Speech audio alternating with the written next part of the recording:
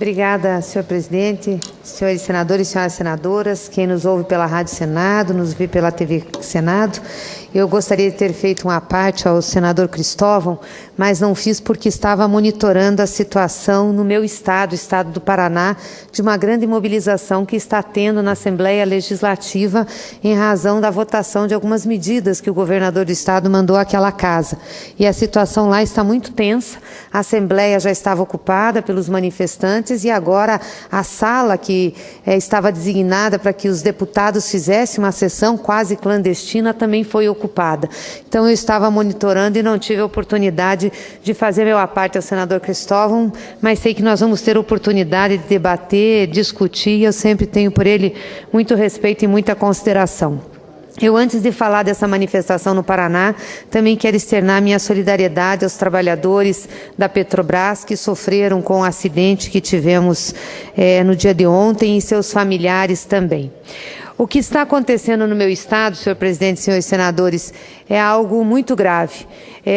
Desde o início da semana, nós temos a Assembleia Legislativa do Estado do Paraná ocupada por professores do Estado, por servidores públicos que protestam contra uma série de projetos que o governador do Estado mandou à Assembleia e que eu considero um pacote anti-Paraná. Só para ter ideia, a sessão de hoje era para votar esse pacote sem ter sido feita uma discussão em nenhuma comissão da Casa. Transformaram ontem também numa sessão quase clandestina feita no restaurante da Assembleia, porque o plenário estava ocupado pelos manifestantes, um requerimento transformando o plenário da Assembleia em comissão geral. Com isso, não precisa que os projetos tramitem nas comissões referidas ao tema, a cada tema na Casa. E hoje, novamente, tentou-se votar aí os projetos nessa comissão geral, colocou-se a sessão da Assembleia num outro lugar e não no plenário. Fui informada que os deputados entraram com os carros da polícia, com o camburão da polícia, por trás da Assembleia, tiveram que cortar as grades da cerca para que os deputados pudessem entrar, mas os manifestantes, mesmo assim, foram para esse local e não deixaram acontecer a sessão. O presidente da Assembleia suspendeu essa sessão, não se tem ideia se será remarcada. E eu queria falar um pouquinho sobre esses projetos, sobre esse pacote que o governador do estado mandou à Assembleia Legislativa. É um pacote composto com iniciativas que atingem duas frentes. Uma, os servidores públicos do Estado. Tem impacto direto em áreas da educação, principalmente, e da previdência social. E a segunda, no aumento de tributos. Isso, diz o governador, que é para fazer frente a uma crise fiscal que enfrenta o Estado do Paraná. E diz ele, numa nota hoje, que essa crise é uma crise nacional e por isso que ele está tendo que enfrentar. Eu estou falando disso e podem muitos ouvintes aqui me perguntar se eu falo das medidas do Paraná e defendo as medidas da presidenta Dilma. Primeiro eu quero dizer que tem uma diferença grande em termos de procedimento.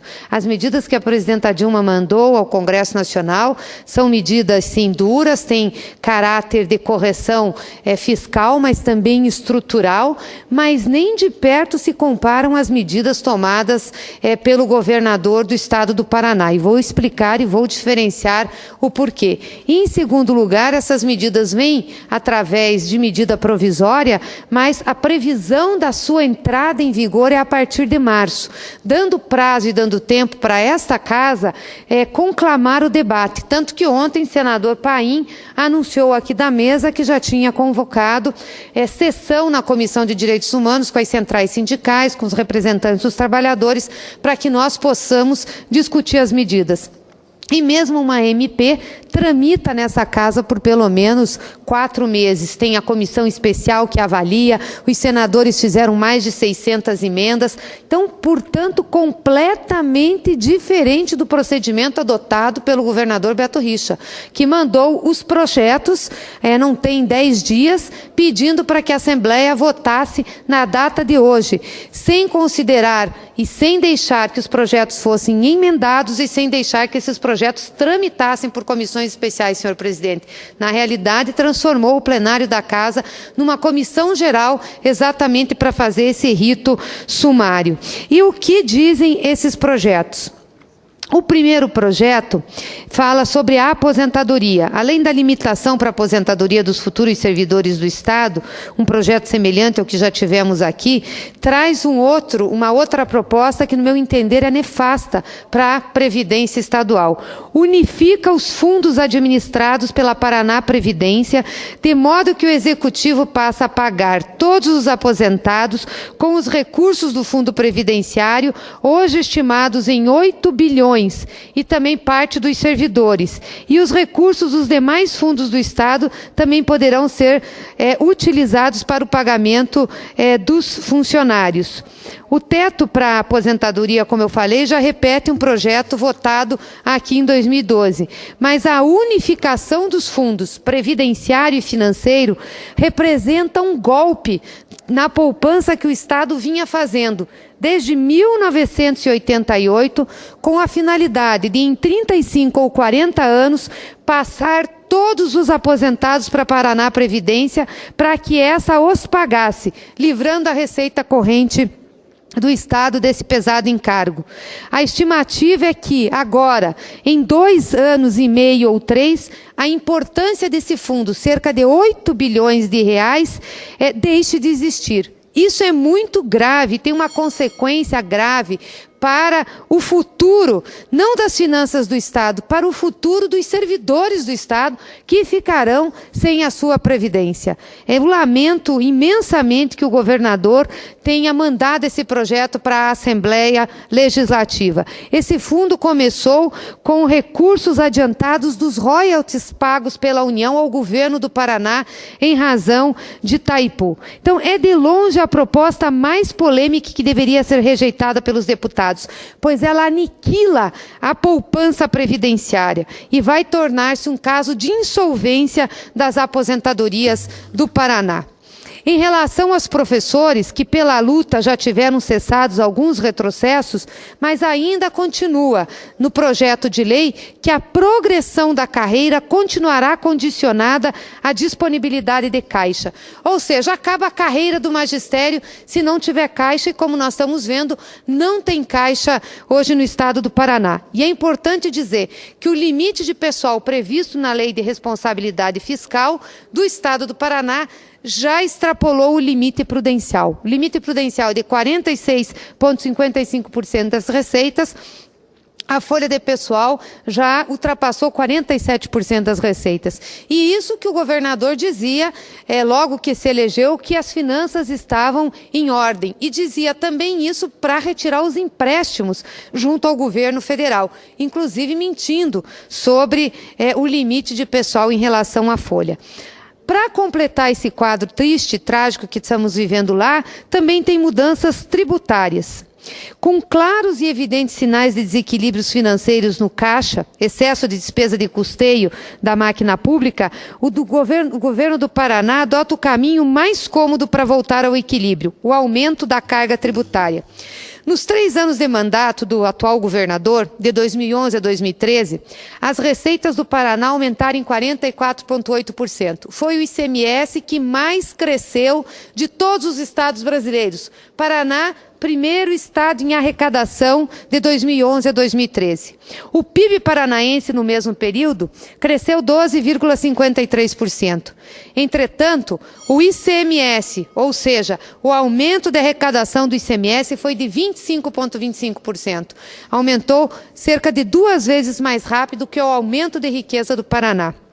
Também a dívida aumentou nesse igual período. Mas o que é pior é que as despesas do Estado aumentaram sobremaneira.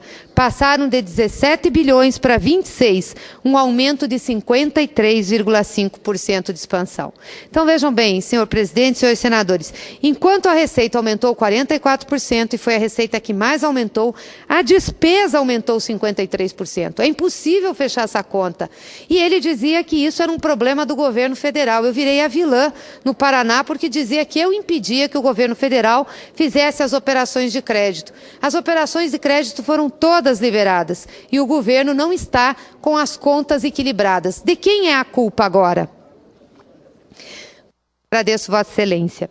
O desequilíbrio se dá devido à velocidade do aumento de despesas ser superior à de receita. E não é por falta dos empréstimos que já foram todos liberados. Para pôr no mesmo ritmo o crescimento das receitas com os das despesas, ao invés de cortar despesa de publicidade, despesa com terceirizados, o governador mexe nos direitos previdenciários dos servidores e aumenta o imposto. O ajuste do foco que o governo do Estado está fazendo é o contrário, contraria aquilo que nós temos que fazer para o desenvolvimento econômico do nosso Estado. Retira da sua sociedade sua capacidade de consumo. A mais simples teoria econômica afirma que a todo aumento de tributos corresponde à redução de capacidade de compra do consumidor. Isso significa que a redução de consumo vai acontecer por conta do aumento de imposto. Certamente reduzirá também a arrecadação tributária no segundo momento. Já tinha feito a mudança no simples tributário com a substituição tributária que causou grandes problemas aos micro e pequenos empresários. E, além do mais, a complexidade das alterações contidas no projeto de lei que as empresas vão ser submetidas mostra também a falta de sensibilidade do governador. Vai-se aumentar impostos de bem de consumo popular que, por definição, retiram proporcionalmente mais renda exatamente dos consumidores que menos têm capacidade de pagar o ICMS. Levando-se em conta a lei de 2008, tínhamos reduzido a alíquota de ICMS de 18% para 12% para uma série de produtos de consumo popular. E, na época, estimava-se que o poder de compra da sociedade paranaense iria aumentar na ordem de 468 milhões. Com a reversão disso agora, aumentando-se de 12% para 18% novamente, estima-se que nós vamos retirar da população paranaense uma capacidade de compra de 956 milhões de reais.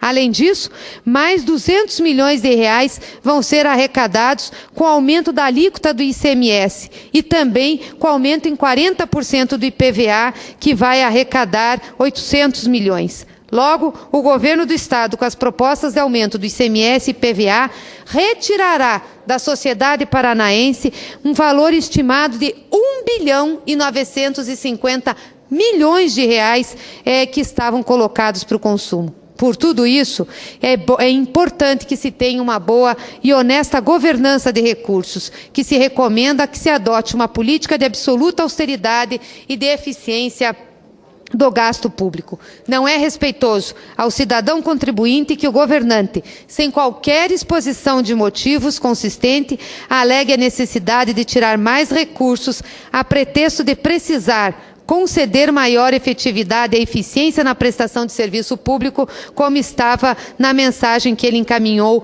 à Assembleia Legislativa do Estado do Paraná. Então, além de aumentar os tributos, como aqui falei, em 50% ICMS, 40% IPVA, e passar a mão no Fundo de Previdência dos servidores, cerca de 8 bilhões para colocar no Caixa do Estado, o governador está restringindo a capacidade de consumo da sociedade paranaense. E uma sociedade que consome menos, investe menos, com certeza no futuro arrecadará menos. E me desculpem, isso não tem nada a ver com a situação nacional, não tem nada a ver com o governo federal, como quer fazer crer o governador. Aliás, tem a ver com a sua incompetência e incapacidade administrativa. E é muito interessante que tem uma outra medida nesse projeto de lei, e que aqui eu gostaria muito que tivesse a nossa oposição, principalmente o PSDB, para se manifestar a respeito dessa medida. A medida é o seguinte: ela altera a lei de diretrizes orçamentárias de 2013, mudando a meta do resultado fiscal. Estou falando de 2013. Uma medida, um projeto de lei de 2015, está alterando a LDO de 2013 no Paraná para reduzir o superávit primário, mandando reduzir em 3,5 bilhões de reais e, portanto, ficando, em vez de um superávit primário de 2,2 no orçamento de 14, um déficit de 1,3. Eu não sou contra reduzir ou mexer no resultado primário, defendi isso aqui, porque o resultado primário não é um fim em si mesmo, ele é um instrumento fiscal, um instrumento de política fiscal. E nós fizemos um embate nessa casa com a oposição para mexer no resultado primário no ano da LDO em curso, de maneira clara, num debate claro, franco, firme, agressivo muitas vezes. Defendi isso.